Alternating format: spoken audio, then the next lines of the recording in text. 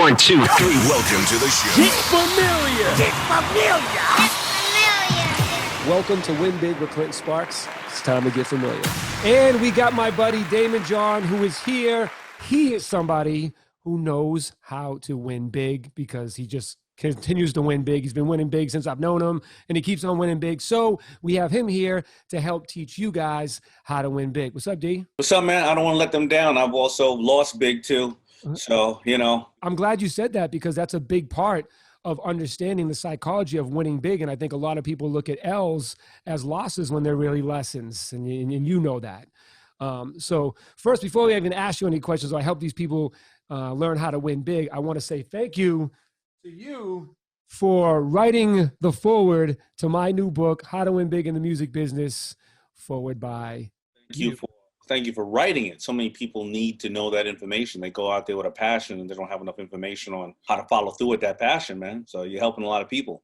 Yeah, man. And I got to be honest, man, the what you wrote in here is something you would want, every man would want their dad to write. It was so nice and loving.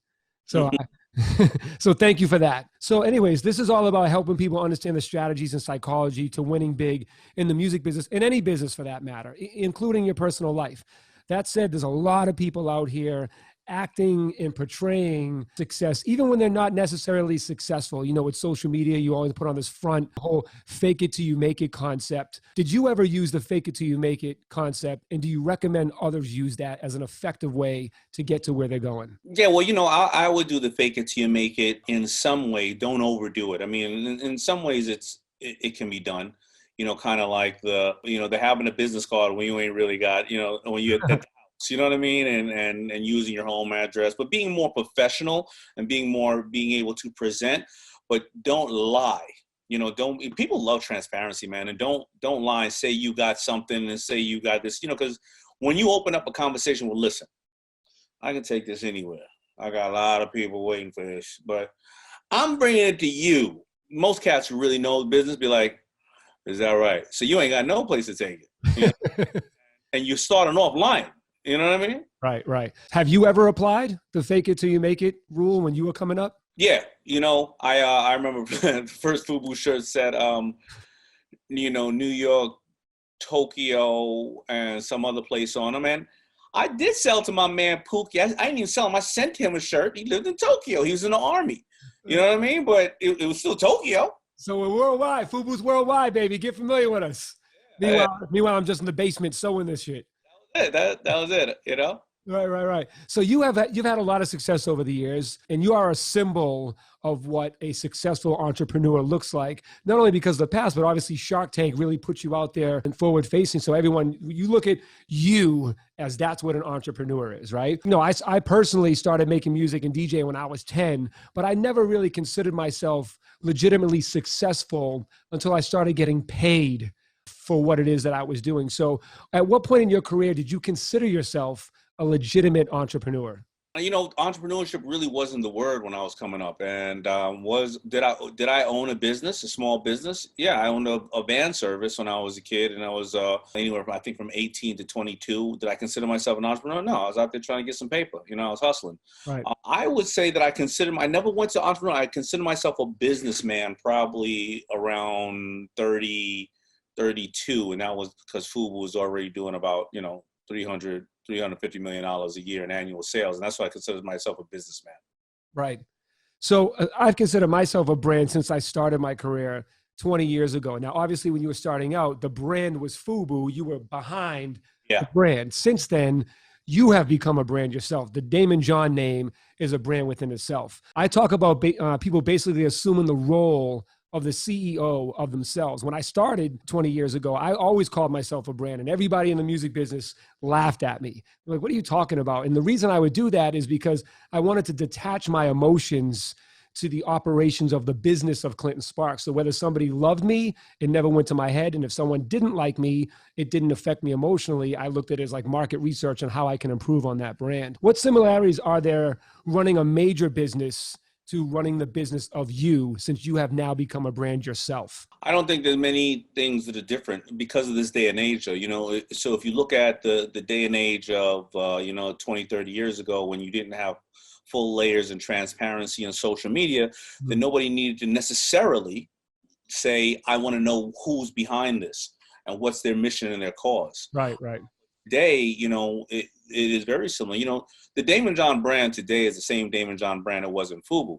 It was, but now you know who it is. It was that I wanted to make a quality product. I wanted to over deliver for people. I wanted to be pro-Black, but never anti anything else. I wanted to collaborate with a lot of people. I never wanted to take a negative stance on anybody doing anything positive. If I don't have something nice to say, don't say it at all. Right. That's the Daymond John brand in his books. I want to also inspire people. FUBU, Forest Bios, my books, The Power of Broke, How You Can Rise and Grind, and investing in other people. That's just been my brand. But you may have another brand. I mean, listen, Old Dirty Bastard was an old dirty bastard, and he lived. I mean, don't front. Be the brand you are. I mean, you're the only person who has the operation manual to yourself. So be on brand, I think, is more important now than ever before. But I like the way you said it. I never thought about it like that, with my personal brand years ago. I never thought, what, if somebody doesn't like it, I don't want to take it personal. And a lot of times it's not because you need to improve. Maybe it's just not for them. That's not the category that they like. I mean, that's just what it is. I happen to not like opera music, and there's nothing wrong with opera music, but most likely it's going to be very hard for you to convince me that I should like it. Mm-hmm. And so spend more time convincing the people that love you and like it that you have more to offer them. Right, right. And I think in the music business, a lot of people do get hung up on haters or people not feeling them and not just realizing that, that's someone that's just not a fan of your personal music or what you're doing. So move on and focus on the people that do buy into your brand or do buy into your music and do more for them. Even, and you can even go further into that. Listen, as a public speaker, it's uncomfortable when I'm in a room and, you start to see people leave the room, right. In the middle of saying something. You're like, man, I'm not delivering or they hate me. Right. No, they got to go take a shit. Yeah. You know what I mean? Like, you don't take it. No way. They got to get the hell up out of there. You know what I mean? So I love that you say that because even personally for me as a DJ, there's always, and maybe this happens as a speaker, there's always that one person, the whole room could be feeling you and you're like, I'm killing this shit, right? And there's one person that catches your eye that's just sitting there like. Always. Right. And you're thinking, oh man, they ain't feeling me at all. Like, man, I must suck right now. And almost every single time what that ends up really being is somebody either studying you, someone that's really enamored by what you're saying, or a mega fan that's just like, man, this dude's so dope. Yeah. One time I was speaking in a room of coders and some kind of technical conference. And I'm saying 80% of those people were like this. And I really wanted to stop speaking. Right. So I go out and they have my book at the end to sign. Now, usually a room of, let's say 300 people. How many people will stop to have my book signed by me? Maybe 50, right? They got to go somewhere. Yeah. Out of the 300 people in that room, 300 stood online for me to sign the book. And then the promoter said, I said, I thought these people hated me. He's like, these people are coders. They are usually in their underwear for 4 days in a dark room. They don't have social skills. Right. Like, oh, I felt much better, but at first I was heartbroken. Know your audience, Daymond. Know your audience. Yeah, exactly.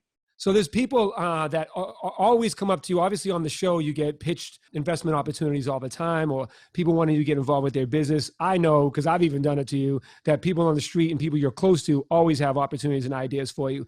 Are there ever times you, as an entrepreneur, ever have bombed or lost out on you trying to pitch somebody to get down on a business opportunity that you had that you wanted to bring somebody else in? Because everybody always assumes you're a winner, which means you always win. Like even in producing, you think if Dr. Dre gives you a beat or Kanye, you're using it. But Lil Wayne shit on Kanye. It was like, I don't want your beats, right? So like there's got to be, everyone looks at you as a winner. We assume that you're the guy we got to go to. But you also, what maybe people don't know is you also go to people sometimes. And is there ever times that, you didn't win or convince somebody to get involved with something that you thought was great? I get rejected on about 80% of my pitches. And I pitch all the time. People, so I'll give you an example. You come on a Shark Tank and I do a deal with you. I'm already looking at you in this deal going, all right, maybe I can get Clinton Sparks to wear the stuff or to put it out in a musical vein, or maybe I can get, this company, Bombas Socks, or this company to do a strategic relationship or somebody to license it. That one deal, I'm going to go and pitch 50 people for various different reasons. Everybody's not going to say yes. They're going to say, D, it's not for me. D, I'm doing something else. I don't see it. You know what I mean? I'm too busy. I don't like it. Daymond, you're crazy. I'm pitching all the time. And so, yeah, 100%. And I go back to, reformulating the pitch. There's a couple of things. Did I hack myself? Did I present it well enough? Did I show over value? Do I do enough homework? What did you just say, D? Know your audience. Do your target. Maybe I didn't know the audience the right way. And then after I hack myself and get down to where I say this is still something viable, then, okay, I didn't knock on enough doors. Mm-hmm. That person didn't see the vision. Fuck them. That person. Fuck them. You know what I mean? Until I get to the person that says, yeah, I get it. Right. What I like most about that is what you said is how you're already psychologically mastering art. One of the chapters in my book is called Mastering Art, Automatic Resourceful Thinking. And that's what you're doing in that chair. When they got something, you're already thinking, all right, I'll tap into my resources. Who can I pull to do this? Who can promote this? Who can I partner up with like that? And that's how winners think. And that's what I'm trying to teach you guys, how to master art and how to think differently.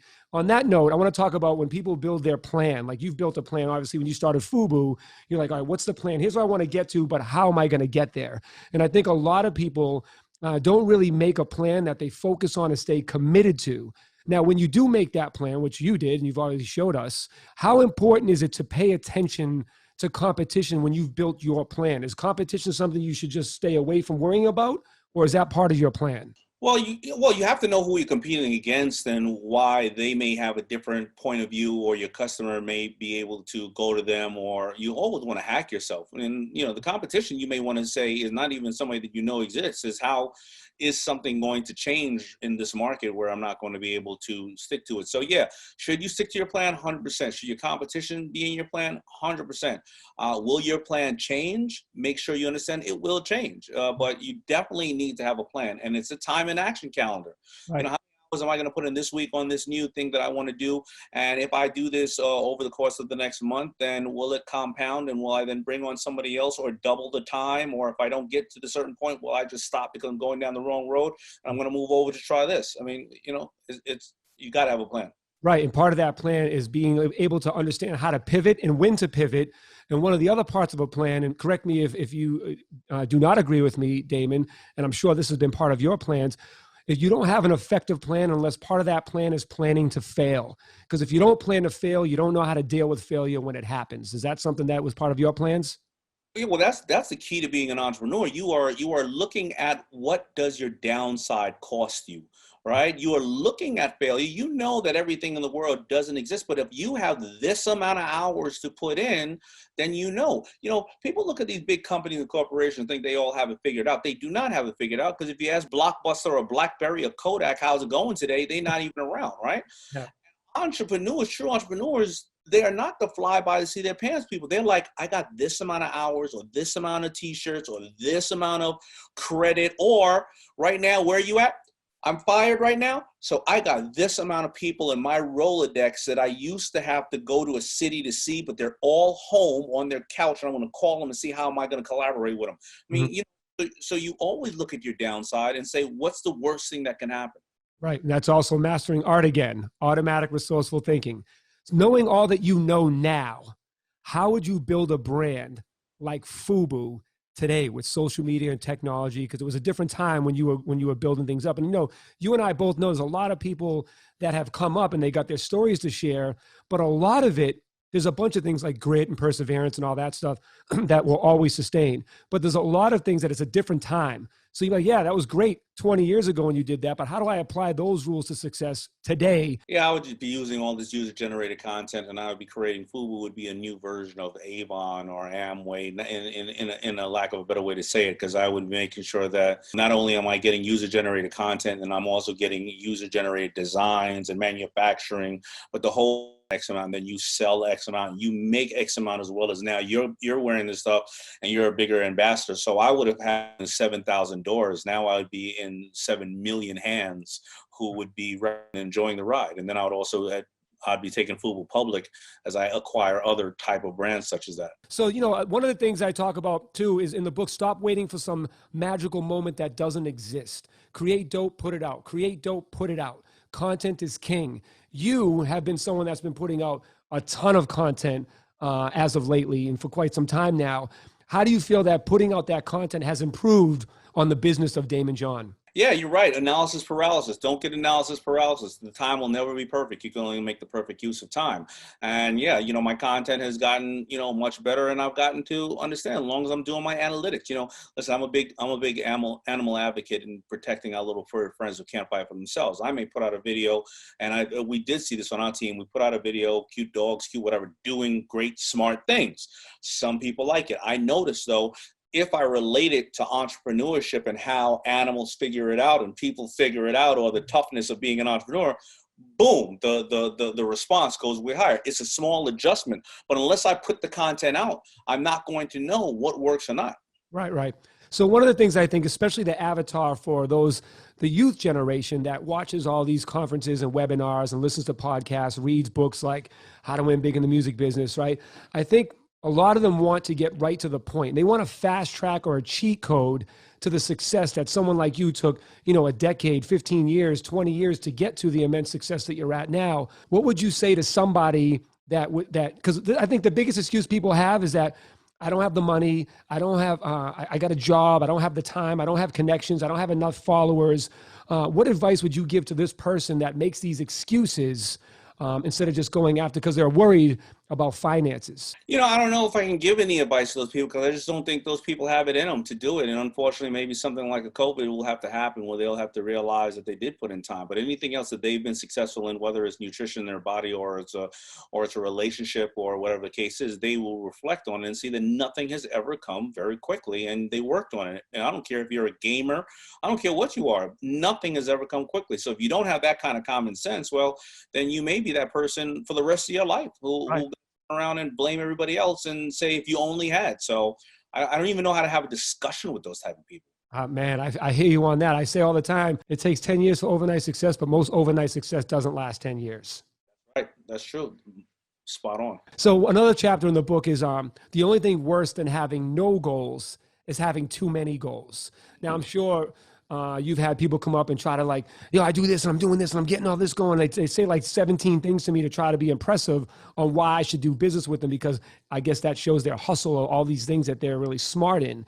Now, that's happened to you, I'm sure, plenty of times. Yeah, we call it either drowning in opportunity, or a lot of times people say, when we say in the pitching game, entrepreneurial game, if you have that many options, you don't have enough information. Right. And that's as simple as plain.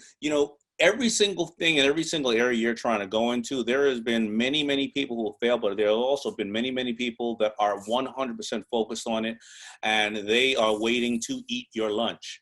Yep. So, you don't have enough time. I know fashion, but I know men's fashion. Mm-hmm. I am not skilled enough to make ladies fashion or accessories or whatever the case is, because I still only probably know 10% of men's fashion. Right. I got to learn in that area. So don't be all over the place. It's not impressive. Right. And if Daymond John can say what he just said, and let me highlight what he just said in case it went past you. I say in the book that understanding your weaknesses is equally, if not even more important than understanding your strengths. And I think a lot of people do not understand that, and they feel like they're great at all these things, and which inhibits them from focusing on being better at what they are good at, because they're wasting time on the things that they're not good at. And then hopefully you get to a point where you can delegate the things you're not good at, like I'm sure Daymond does. So what are some of the common mistakes that you would see in a person? And look, you said you know about men's fashion, but one thing you know about too is music. And a lot of people that just discovered you through Shark Tank don't know your rich history and your connection to music, and how music was something you used to help blow up, FUBU in the first place. So what is a common mistake you see that people make while building their brand, something you probably see over and over again? You're like, man, if I could just tell everybody stop, what would that be? And not knowing who their brand is, they got to be able to put themselves in 2 to 5 words. Apple think different, Nike just do it, FUBU for us, buy us, you know what I mean? White Castle is what you crave. Now, if you don't know what your 2 to 5 words are, well, then you walk into a room or you walk into a Zoom, you then get people to interpret what your 2 to 5 words are. They say that a jury exonerates or convicts you in the first 30 seconds of seeing you. After that, all they want to do is listen to the things they already think about you. And when you decide what those 2 to 5 words are, you being blatantly honest with yourself. You know, you trying to then, act like it's got to be glamorous. Just, when people think about branding themselves or even branding a product, it's not always got to be glamorous, right? You have luxury items. You have a $200 white T-shirt. You have middle tier items that you get at Macy's. You have a $60 white T-shirt. Then you go down to class of the mass, Walmart, and you got 3 white T-shirts for $10. Now, each of them are just as attractive. This person who's buying it at, Louis Vuitton for $200, they want to say that this is the sexiest silkworms on the planet, and I'm not going to see another person with this shirt. Right. This person who may buy it at $50 at Macy's may say, hey, you know what? It's cool price. I like it. I like the brand. And this other person who buys it down at Walmart may say, I'm a slob and I'm going to spill pancake batter on these things every morning. So I want to be able to throw them away because it's not worth $200. I'm going to get 3 for $10. Right. What personal brand? Are you sexy? Are you fun? Are you creative? Are you crazy? Do you stink? I don't care what it is, but until you know what that personal brand is, then you put it out here, right? Because a lot of people don't realize I'm not calling you anymore or calling you references. I'm looking at you here before I look at anything else. And I can't tell you how many kids that I have come to work for me and I looked at them here and I found they were saying misogynistic or racial slurs, and then I was looking at their friends, or maybe their friends were saying it, or I noticed how they just put out 6 TikTok videos, but they don't work in the social media department at the company they're at. So who the hell, whose time are they doing that on? You're supposed to be finance, you're putting out 6 TikTok videos a day? Well, then you're not working, and I'm not going to hire you, and you're not going to know why I didn't hire you. I'm so glad you said that, because I think there are so many people that don't understand how important it is how they present themselves online, or the things that, say, someone like you or another person that you may want to partner with, do work with, or even be a potential customer, how they look and they analyze. And it really matters who you are online. It really matters what you represent, what you say, and even what you don't say sometimes. You know what I mean? I think, how do you think that applies in the music business? I know you don't sit around listening to the hottest new hip hop right now. Right? I know you kick back and you go fishing, and you probably listen to, what are you listening to now? I'm the dude who listens to it, and after I hear it on the radio 10 times, I'm like, yo, you know about that new joint? And like, yo, man, I heard that 2 years ago. But well, that's your problem. Well, like I was saying earlier, and I want to emphasize it again, because you are a significant participant in the culture of hip hop, in the evolution of where it was and where it's come with FUBU, and even just your relationships. And I don't think that a lot of people, especially the youth generation, don't understand what Daymond John was to hip hop and the culture of hip hop. And now today, with the young youth in hip hop, how do you think the business of what they're trying to do? Look at it, all they want to do is like be famous, get rich, go viral, get a record deal. That's all they want to know how to do. They want the cheat code to that right now. What would you recommend to someone that's in the music business? Now, I know it's different than when we were younger and what the kids are doing now, but business is business. You know what I mean? Like, being a good person, doing the right thing, and working hard is never going to get old, and it applies to everything. But is there anything that you could suggest from the outside looking in, and someone that's played a significant role in hip hop? Is there any advice you would give to an artist or a musician now to build their brand within the music business? Yeah, again, know what you stand for, your 2 to 5 words. Be symbiotic have a symbiotic relationship with other people and other aspects of industry. Yeah, you're right. A lot of people don't know that, we had a symbiotic relationship with artists. We would dress artists, and or artists would come over to us and tell us what they like, and we would know we'd put that in the line because the artist was so forward thinking. Or the artist would come to us and say, hey, I'm going in a new direction. How should I dress? And we would start to help dress them and put them in music videos and various other things, right? So it was a symbiotic relationship. Fashion is always evolving, and so is music and talents and things like that. But again, know what you stand for. Do as many collaborations as you can. Back in the days when you and I were really starting out in the business, it was always never jump on too many records while you got your joint about to come out. And then Lil Wayne just smashed that. He was like, I'm gonna go on 50 joints this year. Why? Because I got enough in here to go on 100. And if you're only saving for one song, one this and that, don't worry about it. Over provide. And that's what happens when you're an artist. You got to over provide, because people, when you're an artist, they're looking to you for leadership too. It could be dark leadership. It could be, I'm I'm depressed and I'm mad at the world. And you know what? DMX reflects how I feel at this world. You know what I mean? Or Kurt Cobain, right? You know, it's dark. It's not fun. The world is not pretty. Or John Lennon, right? We'll do that, or they'll bring us all together. So again, collaborate as much as you can, have that talent, and get out there and over deliver for people. Be vulnerable. I mean, the best artists in the world, it was when they came out and they were vulnerable about something that happened in their life. We may look at Michael Jackson as being one of the biggest artists that ever existed, but most of his were politically charged. Almost all of his songs were politically charged. Man in the Mirror, Black or White, and that wasn't something that people wanted to see from a Black person at that time. But it, and where did he get? I mean, he got to the height of everything else, because then he put a pretty bow on it with various other talents. And if you're talented, you got to show it. And if you're not, then maybe you suck. Maybe you shouldn't be an artist. Right. I love that. You know, I love the fact that the humble part, because I think a lot of the youth nowadays with social media and kind of just having access to everything, they're pretty entitled. Remember back in the day, someone got a free box of FUBU, you were like, oh, I just hit the lottery. You know what I mean? Now, like, these kids are like, man, you should just give me sneakers. I got 100,000 followers.